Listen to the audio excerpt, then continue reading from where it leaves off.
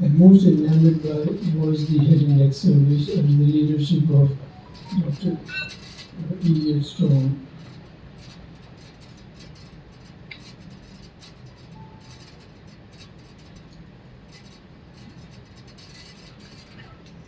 It was before I started learning the science of ethnic oncology. I had done much head and neck surgery here at Tata Memorial, but when I went to Memorial Sloan Kettering, I really started understanding the complexities of head and neck oncology, and I was very fascinated by it.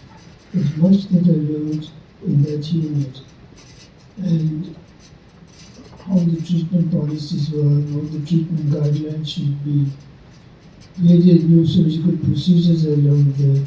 All those are brought to the Tata Memorial. But one thought was persistent in my mind, and that was that the Memorial Sloan Kettering Cancer Center, the world's leading cancer center, was treating a fraction of the number of cases that we were doing at the Tata Memorial.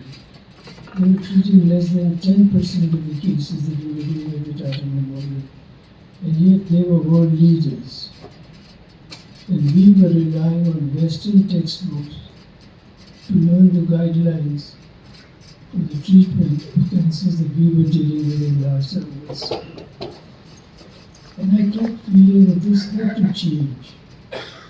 With the kind of numbers that we are dealing with, we should be able to write our own, develop our own treatment guidelines for our people.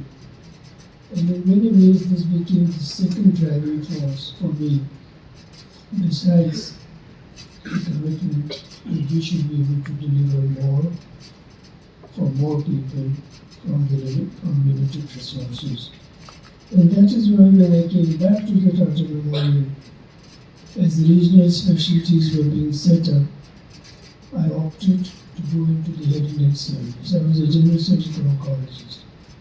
And in those days, head and neck service was the least sought after service, but I opted. I saw that head and neck cancer was my calling, and I opted for the head and neck service at that time. The scenario of head and neck service in those days was not very bright. It was India's number one cancer, but we had no human resources available to treat that cancer. A large number of these cancers are being treated, are to be treated with surgery. We were just a handful of head and neck surgeons in the country. And I knew that one of the tasks that we have on us is to develop more head and neck surgeons to be able to cope up with the kind of work that this particular service will demand. Even the regional cancer centers in the country had good radiotherapy facilities, but they did not have head and neck surgeons. And patients were treated with the radiation therapy. Radiotherapy was being resorted to mainly because no surgeon was available. In our medical colleges, where there were very good departments of ENT, there was no expertise for head and neck surgery. So the postgraduates got no exposure to head and neck surgery, India's number one cancer. This was a scenario at that time, 4 or 5 decades ago. And people from all over the country came, as they do now also, to seek treatment at the Tata Memorial. They placed their full trust in the Tata Memorial that we will be doing the right thing for them. So as we honed down into our subspecialties, all of us started focusing, all the assistant surgeons in the hospital in different specialties started focusing on their own specialty, and we started undertaking a lot of studies to see whether what we were doing was right and whether some policies need to be tweaked, some treatment trends needed to be changed. And we undertook retrospective studies in those days because Tata Memorial had the finest medical record department in the country. And we did a lot of studies. And I think that for the first time, it became evident that you have to have evidence to justify the treatments that you are doing. You can't just go on following trends that have been followed for so many years, taking that as a gospel. You have to look back and see whether the policies that you are following was right, or whether something needs to be changed. And much was changed in that time. We saw that in one of the studies, we saw that the mandibulectomies that we were doing in this hospital, hemimandibulectomy used to be the most common operation in this on the hospital's operation list. And in one analysis, we saw that 50% of the specimens did not show any involvement of the mandible. So these things have to change. People place their trust into us. It was the same in many other studies that we saw about how we treated advanced cancers of the larynx or postpartum cancer or neck dissections. And we kept changing all that as we did more and more studies. But one of the studies that I like to point out is to show what the Tata Memorial data can do in head and neck surgery. When I was at the Memorial Sloan Kettering, one of the operations that was being performed there for a total glossectomy, where they removed the entire tongue, they used to also sacrifice the larynx. The uninvolved larynx was being sacrificed when a total glossectomy was done. And I asked the question, why do you do that? And they say, without the tongue, the larynx is useless. And leaving behind the larynx exposes the patient to aspiration pneumonia. And they said, but that's not how I learned at the Tata Memorial. I've seen Dr. Rajpal, Dr. Ashok Mehta, Dr. Luisito D'Souza. They used to do total glossectomy, but they used to not sacrifice the larynx. They would do a temporary tracheostomy, provide vigilant nursing care to the patient. These patients used to go home, the tracheostomy used to come off, they used to speak and speak quite intelligibly, using mainly the lips. So much of all this argument that I did with the colleagues at the Memorial Sloan Kettering was just water on duck's back. They would not change. And that is why the first thing that I did when I came back to Tata Memorial, I took on the study of review of the total glossectomy cases that we had done, and we had done them in plenty. And that study got published in a high-impact journal in the laryngoscope.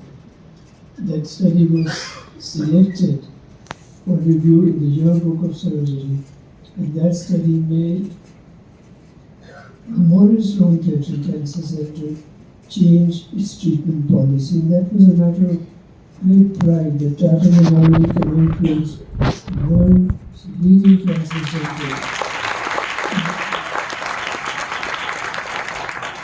And I have always believed that in the science of head and neck cancer, India has to take a lead. And these people showed that.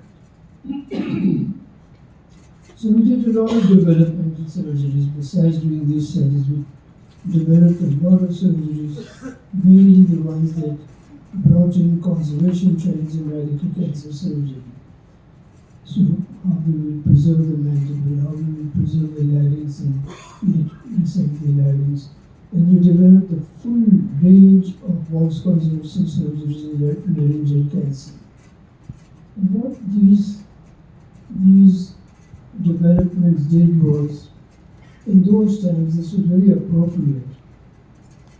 The patients in those days, radiation therapy facilities were not very widely available.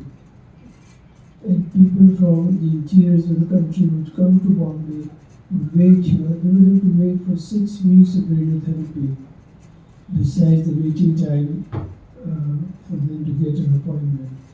Whereas they would have transvagal laser surgery and finish that treatment in 1 day and go back. Or even if they had an open partial laryngectomy, they would have to wait for 5, 6, 7 days and then go back to their homes. So these surgeries had many advantages for people in this country, giving them as good an oncological care plus a very quick treatment. And that is what I keep talking about, more with limited resources for more and more people can be saved.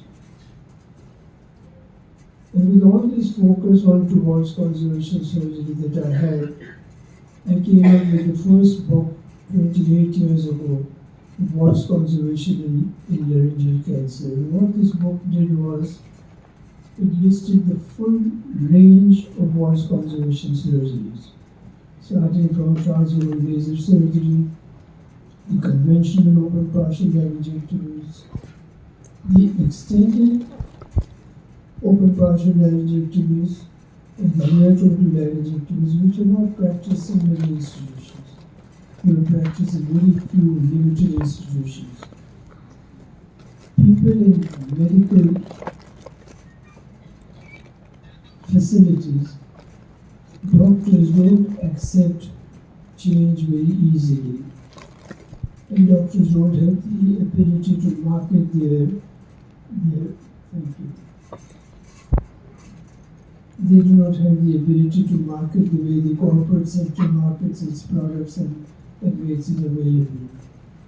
So these important developments where patients' voice could be saved, just remaining confined to the center where people were developing it. But this book, what this book showed, for the first time, this book showed that if you really want to practice voice conservation surgery, if you want to practice laryngeal oncology, you cannot say that I will know this and this procedure and this is what I am comfortable with. You've got to know all the full range of procedures, because preoperative assessment has its limitations. You go in with the idea that you will do a partial laryngectomy. You go in with the idea that you will do a voice-preserving surgery, and then have surprise findings, and the cancer has crossed a certain limit. You will be forced into doing a total laryngectomy. The patient is loses his voice. Whereas if you are adept at the full range of voice conservation surgical procedures, as was shown in this, through very beautiful line diagrams, every procedure was shown, then you will, when you are faced with that kind of a surprise finding on the table, you will still have a voice preserving surgery done for the patient. He will not have to lose his voice. And it was this book and the one that I wrote 10 years later, that it showed voice conservation surgery in laryngeal and in hypopharyngeal cancer, that popularized those procedures and made them globally available. Those procedures finally were accepted by more and more institutions, even by major centers who were resistant to accept it. Then, in 1980, when Tata Memorial found that the waiting lists were too long, with the enormous number of patients that they were having, and there was no possibility of a hospital expansion in the foreseeable future, Tata Memorial decided to leverage the infrastructure of the city's health infrastructure, and decided to allow its full-time surgical faculty one hospital attachment outside of the Tata Memorial.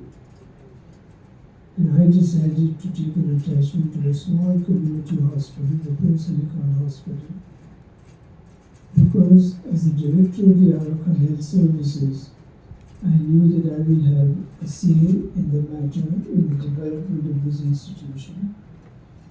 And I really felt that there was a great need to develop a low-cost cancer center in the city.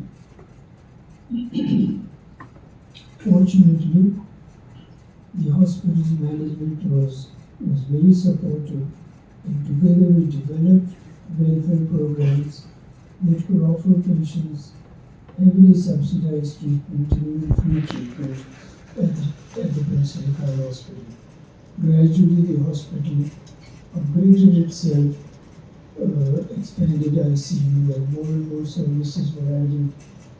And